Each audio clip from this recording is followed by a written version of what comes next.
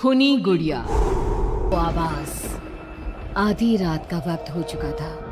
पड़ोस वाले घर से फिर से किसी बच्चे की रोने की आवाज सुनाई देने लगी और साथ में उसी घर में रहने वाली देवकी नाम की औरत की लोरी गाने की आवाज भी। ये आवाज सुनते ही राधिका डर से थर थर कांपने लगी। उसने जल्दी से गहरी नींद में सोए अपने पति केशव को जगाया। केशव उठो, देखो ना, फिर से किसी की लोरी गाने की आवाज आ रही है बाजू वाले घर से।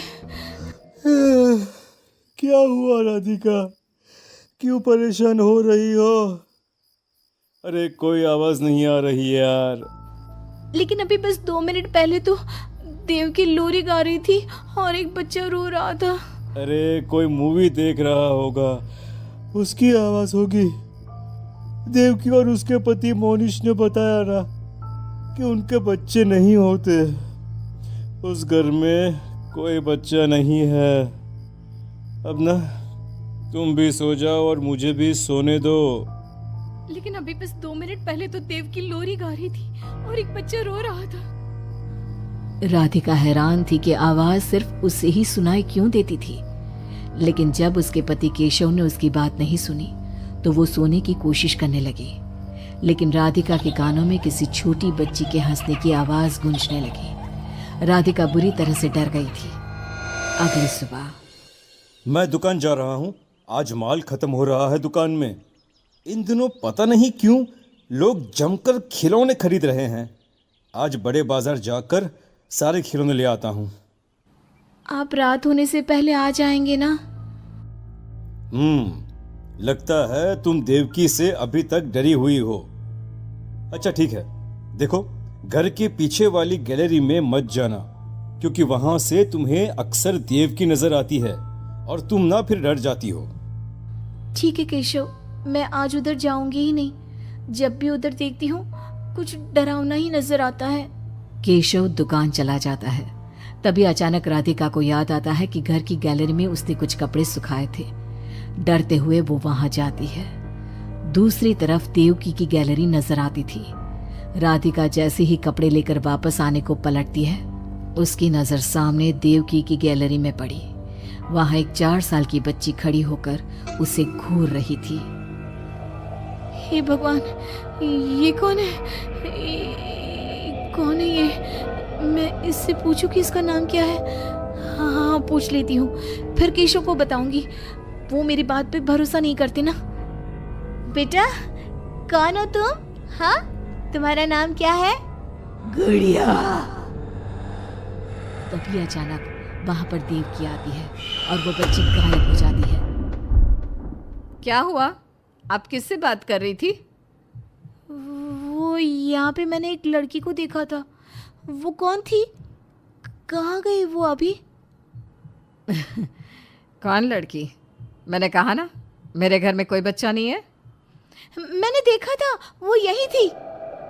वो आपके पीछे कौन है? राधिका को फील होता है कि किसी ने उसे धीरे से पुकारा, आंटी। राधिका पलट कर देखती है तो वहां वो छोटी बच्ची खड़ी थी।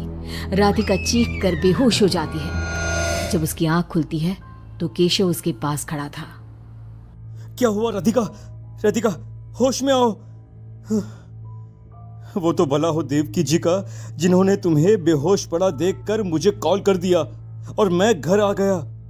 तुम उस गैलरी में गई ही क्यों?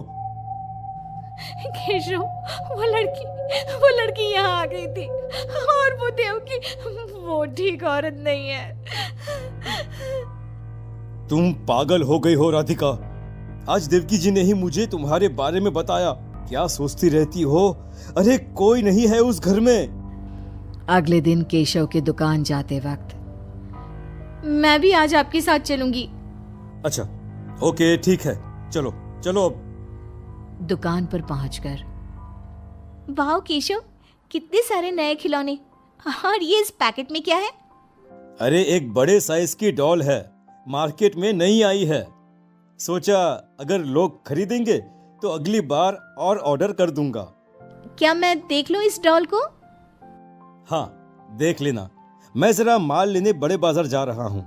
तुम दुकान संभाल लो और आराम से बैठकर खिलौने देख लो, ठीक है? केशव दुकान से चला जाता है। तभी कुछ देर बाद देवकी दुकान पर आती है। कैसी हो तुम? तुम यहाँ क्या लेने आई हो? गुड़िया। गुड़िया? मेरा मतलब तुम गुड़िया का क्या करोगी? तुम्हारे घर में तो बच्चे। तुम मुझे गुड़िया दिखाओ, बस बड़ी वाली गुड़िया। राधिका घबराते हुए बड़ी डॉल का पैकेट खोलती है। बिल्कुल ऐसी ही डॉल चाहिए। आज वो खुश हो जाएगी इसे देखकर। कौन खुश हो जाएगी? देवकी अजीब नजरों से राधिका को देखती है और बिना कुछ कहे पैसे देकर चली जाती है। उसके जाने के बाद राधिका शॉप के अंडरग्राउंड में नए टॉयज का मॉल चेक करने जाती है। वहां बच्चों का एक झूला था। राधिका ने देखा कि वो झूला हिल रहा था, जैसे अभी अभी कोई वहां से उतरा हो। राधिका को किसी छोटे बच्चे की आवाज आती है। कौन है वहां? वही छोटी लड़की जो देविका के घर दिखी थी राधिका के सामने आ जाती है। आंटी, मुझे गुड़िया चाहिए, वो बड़ी वाली। मेरे पास कोई गुड़िया उड़िया नहीं है। बड़ी गुड़िया चाहिए, मुझे दे दो, नहीं तो मैं ये सारे खिलौने जिंदा कर दूंगी और फिर वो आपको मार डालेंगे। कौन हो तुम? मैंने कहा ना नहीं है मेरे पास बड़ी गुड़िया। अभी तो थी ना, कहाँ गई? वो देवकी ले गई अपने साथ। अभी जाओ और मेरी गुड़िया लेकर आओ, बर्रा। उस छोटी लड़की के नाखून बड़े हो जाते हैं और पैर उल्टे। वो बहुत ही खौफनाक दिखने लगती है। नहीं देखो, मैं अभी जाकर तुम्हारी गुड़िया लाती हूँ। तुम यहीं रुको। नहीं, मैं तुम्हारे साथ चलूंगी, कहीं तुम भाग गई तो। राधिका शॉप से निकलकर तेज स्पीड में सड़क पे चलने लगती है।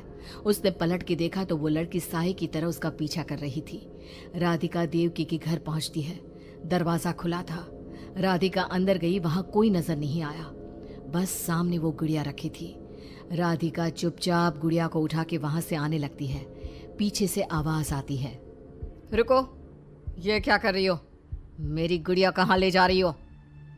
देखो देवकी, ये गुड़िया मुझे ले जाने दो, वरना वो लड़की। ओह, तो उसने तुम्हें डराया। उसे तो मैं बुलाती हूँ। गुड़िया, जरा यहाँ आना बेटा। मम्मा क्या हुआ? मेरी लाडो गुड़िया को बहुत पसंद है। देखो ना, 10 साल की हो गई, अब तक डॉल से खेलती है। ये तो वही लड़की है, और ये 10 साल की नहीं 5 साल की है। हाँ, लेकिन जब उस कार एक्सीडेंट में मर गई तब 5 की थी, अब तो 10 की हो गई है ना। मतलब ये मेरी बेटी है और मरने के बाद भी मेरे साथ है। इसे ना लोरी सुन के ही नींद आती है और डॉल्स से इसे बहुत पसंद है। राधिका बुरी तरह से घबरा के भागती है। भागते भागते मेन रोड पे आ जाती है। वहीं उसका एक्सीडेंट होता है और उसकी मौत हो जाती है। उधर राधिका की मौत के बाद केशव को पास वाले घर से बच्चे के रोने और लोरी गाने की आवाज सुनाई देने लगती है।